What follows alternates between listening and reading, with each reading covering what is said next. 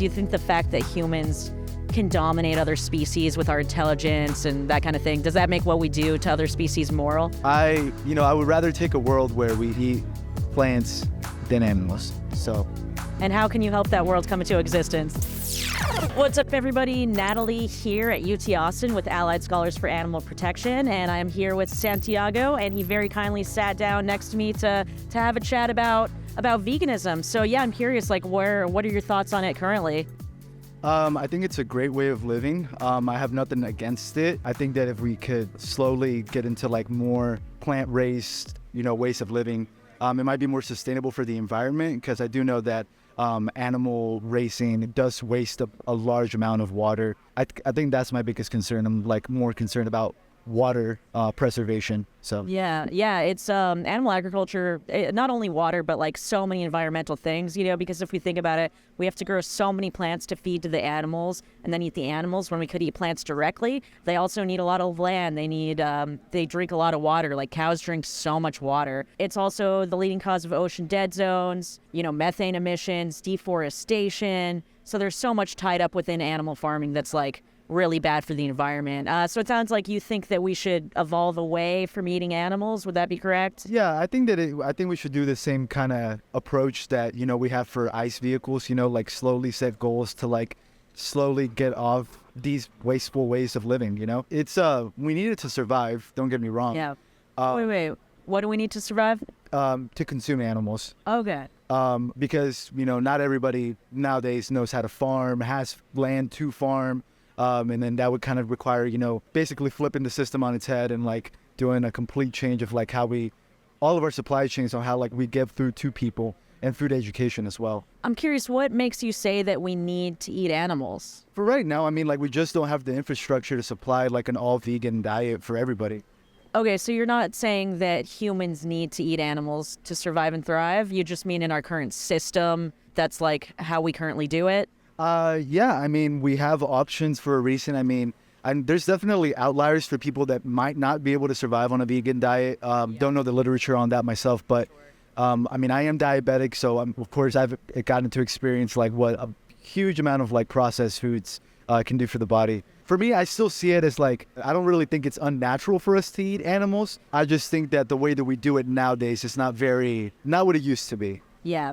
Okay, so a few points there. I just want to bring up that, no one needs to eat animal products to survive and thrive. The Academy of Dietetics of the U.S., not only the U.S., but Canada, UK, Australia, all these nutrition agencies say that we can survive and thrive on a well-planned plant-based diet. Now, the point that, like, not everyone in the world can go vegan, that's true, but that's kind of why we're here. We're highlighting that you and me, we can go vegan. Not everyone in the world can wash their hands, right? But that doesn't mean that we shouldn't wash our hands. So just because like not everyone can do something doesn't mean that the people who can shouldn't do it, correct? I'm definitely with you on that. I don't see anything wrong with eating animals to a certain extent, right? I saw you guys like say, I think it was you guys that had like the sign of like, would you eat your dog? We were giving out dog meat samples. Yeah. Oh, that was great. I just, I always like see those signs where it's like, where do you draw the line? Yeah. And that's kind of my gray zone, like I grew up, somewhat like, eating pretty much everything. Like we didn't really discriminate. Did y'all eat dogs? Not in Colombia, no. Okay. Some people did.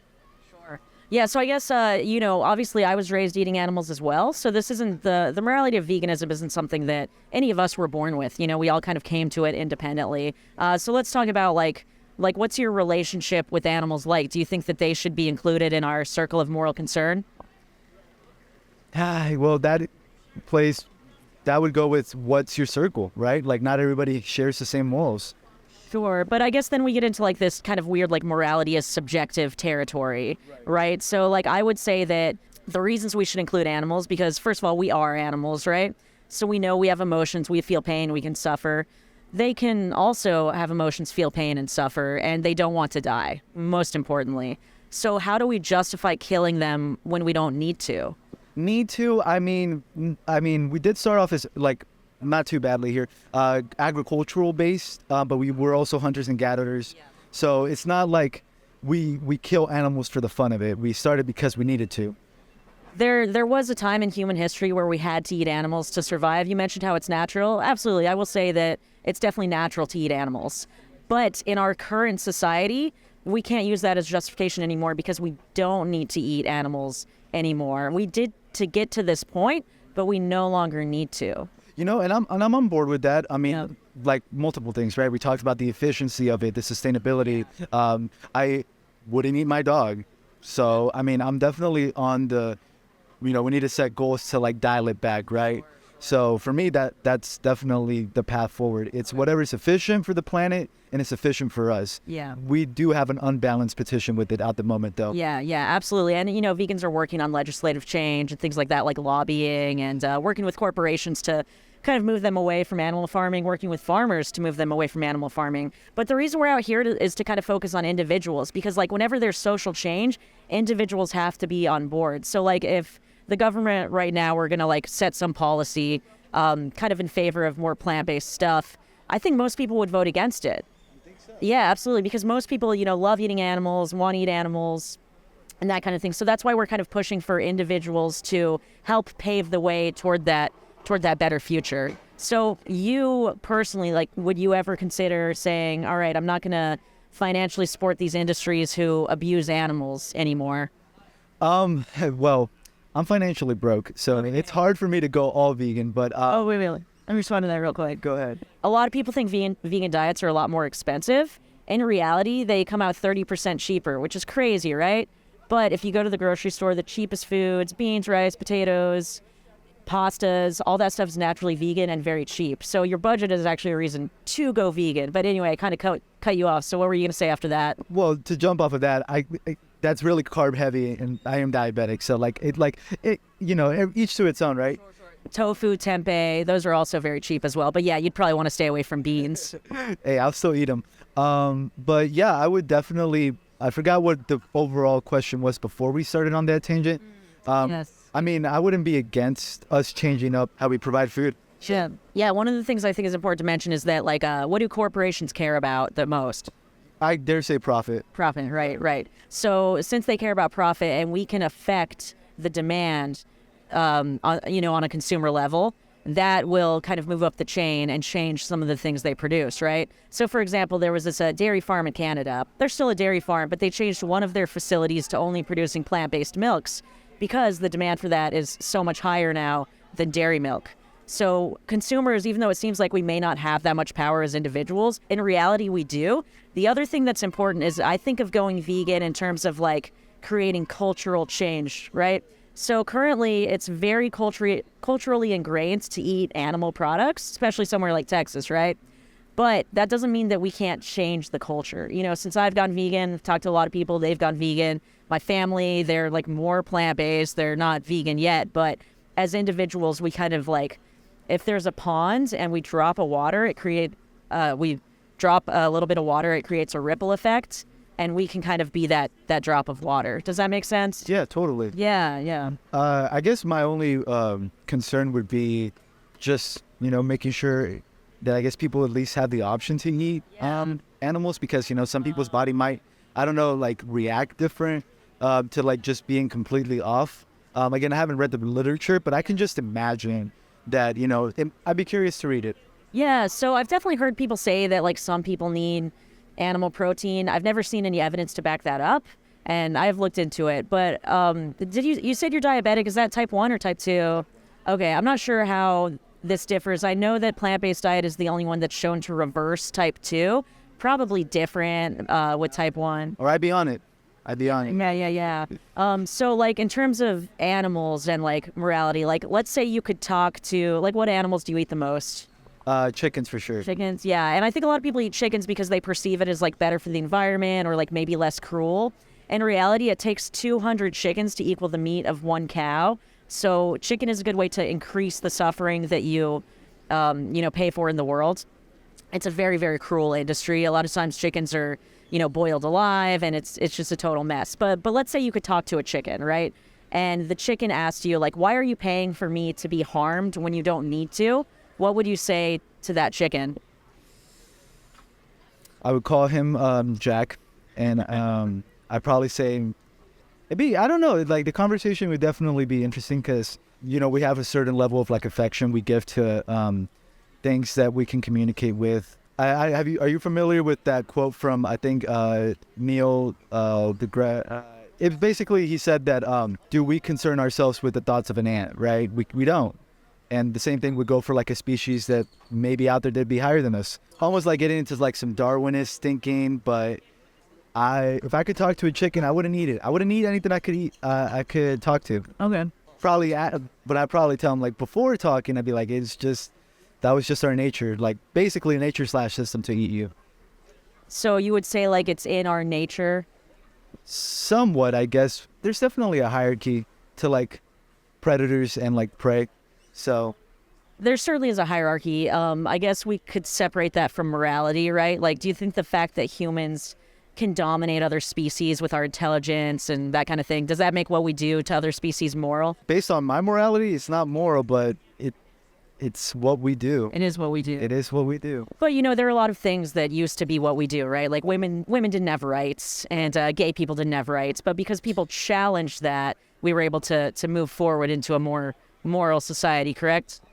For sure. It's all about like the framework, right? For me, I look at it that, in the Western world, at least, we were given, by God, to have province over all the animals. Are you religious? Yeah, I don't want to lean too much on that, but, we keep talking about morality. Yeah. But again, we were told that, we are above animals. Yeah. At least speaking from my religion. And that's, what gives us what makes it okay. Dominion. Right. So, yeah, there's a couple ways to interpret that. You could look at it like, okay, this religious book said that we're above animals, so we can kind of do what we want with them. I take a different approach to it. There's that great quote from Spider-Man, right? With great power comes great responsibility. I think that because we have this power and this intelligence, that gives us more of a reason to use our responsibility and our power for good and not harm these animals when we don't have to. It was also, that book was written at a time when it was more of a necessity to eat animals. I would say probably a complete necessity, whereas right now, that's just not the case. Right, but we're talking about like, the moral stance of it. Right? Yeah. We did it once and it was okay. Now we're able to walk away from it and it's not okay. And to me, that like, that's a fair proposition. Yeah. But again, that's why I believe that, it's just based on, again, the two pyramids, right? Like we have that hierarchy that, like I don't think eagles or anybody at the top of the pyramid feels any sympathy for anybody below it. Well, they don't necessarily have moral agency, whereas we do. And, that's what differentiates. We have those two pyramids. Yeah. But again, one of the things you previously said is, we are also animals at the same time, right? So it's like we're moral animals. Yeah. And I think that we should be moral animals, not completely animals. So I hear you. Yeah, absolutely. So kind of the last thing I want to touch on is I think the biggest reason most people, and certainly this is true for me, that people eat, these animals and animal products, and that is for the taste. So could I safely assume that's a huge part of why you eat animals? I eat pretty much everything. And every time that I've made vegan stuff, it wasn't bad. It was just a little tricky to get used to, but I didn't really hate it. It was good. The texture maybe, but I can eat tofu too. Yeah, so great. Overall, that's not a big factor for me. Okay, great. I was just about to ask, like, if you think your taste pleasure has higher value than animals' lives. I wouldn't think so. I think that's not really, it shouldn't really be a deciding factor. I think, we should base it off of like how your body reacts to like what you're consuming. Is it building? Is it breaking down? Is it responding well to it? Like, I think it should be more based on health rather than pleasure. What about, like convenience? Do you think convenience is more important than animals' lives? Huge, for sure. I would definitely take the option of a town that has scarce resources, eat animals, than eat nothing. Well, I guess that would be like a survivability necessity. I'm asking more like, say you have to go 3 minutes out of your way to find a vegan option over a meat-based one. Is that convenience higher than animals' lives? Oh, absolutely not. Okay. So what would stop you from saying like, I'm going vegan? For me, it's that right now I'm in the process of like, on a bulk, as you could say. So like I'm just eating anything that has really protein. So, I would just have to kind of just change what I consume. So not that much. Yeah, I'd love to give you some resources because there are plenty of like vegan bodybuilders. They look amazing. There's definitely ways to bulk on a plant-based diet. In addition, you end up being healthier in the long term because animal protein has like IGF-1 and can cause certain cancers. And the animals we eat now are so like genetically modified and selectively bred. Over 99% come from factory farms. Like I've been to slaughterhouses and seen these animals. Like it's not, doesn't look good. Okay. Could I ask you a question? Yeah. I sometime in the future want to have like, my own like isolated farm or something like that. Do you feel like a communal relationship with the animals, like raising and eating the animals, like, is that something that you're against? Yeah, so I definitely see like a pretty huge moral difference between like an industrial farm and like, a smaller farm where the animals are treated better. But at the same time, I like to put, like when I'm thinking about animals and animal rights, I try to put like a dog that everyone loves in the position of farm animals because at the end of the day, they're all animals, they all want to live. And so then you have to ask like, what if you had a dog and you gave them a really good life for 2 years and then you wanted to kill them to use them? Like, do you think that would be justified? Cool. No, I love my dogs. Yeah. I don't think I would do that to a dog. So I hear you. Yeah, and then there's the other consideration. Like, let's say we have an animal who's really, really unhappy on a factory farm and is suffering every day. And then we have an animal who has a great life, right? They like live in a field. They get to do what they want. Who do you think it's better to kill? If we're equating lives here, Just between those two. I would probably say the one in the, in the factory. So then by that logic, we have to apply it and say it's probably worse to give an animal a good life and then take that away from them when you don't need to. Right, when we don't need to. Yeah. And that's exactly what we're talking about. It's like, we don't need to anymore. Yeah. I just, I kind of, again, based on my personal, beliefs, I just, I hear you. I hear you. It's definitely a battle, because there's just it's just so natural. It is. It is very. Yeah. It's very part of what we do every day. So. Sure. But there are many things in human history that have been natural, and we kind of we change our minds on that. Right. And I would rather take a world where we eat plants than animals. So. And how can you help that world come into existence? Man, I'm gonna go buy me some tofu. Hell yeah, awesome. Great, well, thank you so much. This has been like such a great conversation. I really appreciate your honesty and your consideration and everything, and I'd love to give you more resources. Did you have any other questions? No, I think that you guys are doing a great thing. Amazing, thank you so much. If you enjoyed this and want to help me do activism full-time while getting exclusive content, join my Patreon today. Special thanks to my morally superior patrons, Amy and Andy.